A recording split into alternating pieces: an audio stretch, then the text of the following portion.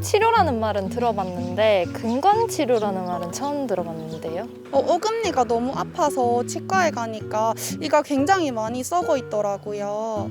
제 친구는 치통이 좀 심해서 밤에 잠도 잘 못 자고 얼굴도 많이 붓는다고 하더라고요. 저희 아버지가 구취도 심하시고 잇몸이 좀 아프다고 하셔서 치과를 가셨는데 그게 이제 충치라고 들었어요. 제 주위의 어르신들은 이가 아프면 임플란트를 많이 하시더라고요. 근데 밥 먹고 나서 30분 안에는 꼭 양치질을 하려고 하고 있습니다. 그 가글용품 같은 거 많이 쓰고 또 치실도 많이 쓰고 그래요. 1년에 한 번씩 스케일링도 하고요. 그리고 가는 김에 검진도 받으러 갑니다. 제가 지금 교정 중이라서 그 병원에 자주 가기 때문에 치석 관리랑 스케일링 받고 있습니다. 충치가 있으면 무조건 근관 치료를 받아야 하나요? 그렇지는 않습니다. 예, 그 충치 혹은 우식이라고 하는데 진행 정도에 따라서 범랑질로 한정되어 있는 우식 같으면 뭐 간단한 충전 치료로 끝나는데 예를 들어서 그게 상아질 중에서 치수 가까이로 진행되어 있는 그런 우식 같으면 충전 치료 내지는 근관 치료를 하게 될 수도 있습니다. 네, 그 충치의 진행 혹은 이완 정도에 따라서 결정할 수 있습니다. 자연 치아를 최대한 살리는 치료, 근간 치료에 대해서요. 시청자들의 궁금한 점을 제가 모아왔습니다. 네. 초등학교 1학년 아들을 둔 어머니 사연인데요. 이 아들이 충치가 굉장히 심하다고 합니다. 그러다 보니까 신경치료를 지금 받고 있는 상태인데요. 아직까지 이 아이들의 치아는 유치잖아요. 네, 그러면 유치를 신경치료를 굳이 해야 합니까? 해야죠. 그 이유는 유치의 가장 큰 기능은 영구치가 나올 때까지 그 공간을 미리 잡아주는 겁니다. 근데 만약에 이걸 제대로 간수를 못 해가지고 이 치아를 빼게 됐다. 그래 되면 옆에 치아들이 이 공간으로 이동을 해와서 이 공간이 없어지겠죠. 그럼 밑에 있는 영구치가 올라오려고 보면 공간이 없잖아요. 그래서 이제 부정교합이나 이런 게 생길 가능성이 많죠. 덧니가 되기도 하고. 네네네. 웬만하면은 영구치가 올라올 때까지. 그렇죠. 영구치 올라올 때까지 자리 딱 잡고 버텨줘야 되죠. 네. 그렇군요. 네. 치수까지 문제가 생기면 나이에 상관없이 그냥 다 치료를 해줘야 됩니다. 네, 방법의 문제가 달라지죠. 그래서 뭐 어른들이 곧뭐 빠질 건데. 뭐 올라올 건데 그건 뭐, 어. 그러면 뽑으라 이러면 절대 안 되는 거예요. 안 되죠. 안 되죠.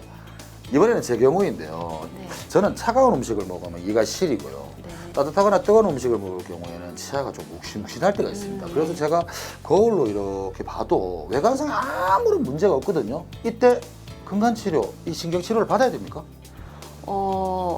아직은 그렇게 결정할 수가 없겠습니다. 아, 그래요? 네, 왜냐하면 일단 자세히 봐야 되고요. 네네. 네, 그냥 거울로 봐서는 안 보이시잖아요.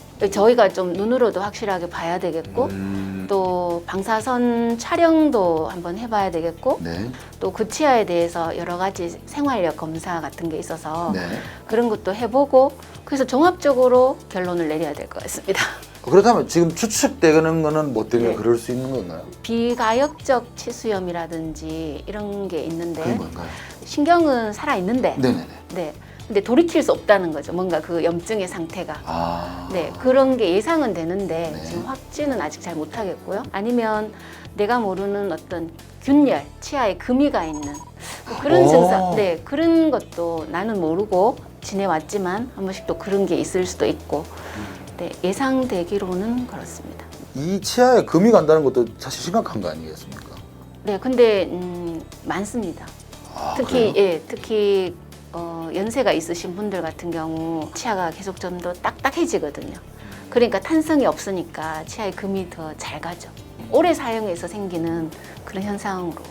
그럼 지금 방송 보시는 시청자분들 중에서도 자기도 모르게 지금 금가 있는 분들 굉장히 계시겠네요. 네, 근데 그런 분들은 처음에는 뭐 차가운데 시리다, 예민하다 그러다가 조금 더 진행되면 그렇게 매번 식사를 하고 씹을 때마다 나타나는 증상은 아닌데 뭐 좀 얇은 거 이런 걸 씹으시다가 전기가 통하듯이 찌릿. 네, 보통 그게 저희 균열로 보는 주 증상이죠. 네. 그렇지만 진단은 꽤나 좀 까다롭다고 봐야 됩니다. 이번 사연은 군인의 사연인데요. 이 군인이요. 네. 입대하기 전에는 네. 정기적으로 꾸준히 신경치료를 계속 받아왔고 관리를 해왔대요. 네. 근데 입대하다 보니까 이제 정기적으로 할 수가 없잖아요. 휴가를 나온다든가 아니면 저녁 때까지 기다려야 되는 경우가 있는데 네. 이렇게 방치해도 괜찮은가요? 치아엔? 절대 안 됩니다. 근관 치료는 근관 안에 감염된 세균들에 대한 치료거든요. 네. 네, 그래서 치료하고 그 입구를 이렇게 아마 이렇게 막아놨을 텐데 그게 오랜 기간 안 가다 보면 아마 열려 있거나 따라 있거나 그래서 아마 입안에 있는 음식물이나 세균들이 다 다시 들어갈 가능성이 많거든요. 네, 그러면 아주 처음 시작할 때보다 아주 더 안 좋은 상황으로 되어 있을 가능성이 많기 때문에 휴가를 내시든지 아니면 군 안에 있는 그 병원을 이용하시든지 해서 바로 연결돼서 치료를 계속 하시는 게 중요합니다.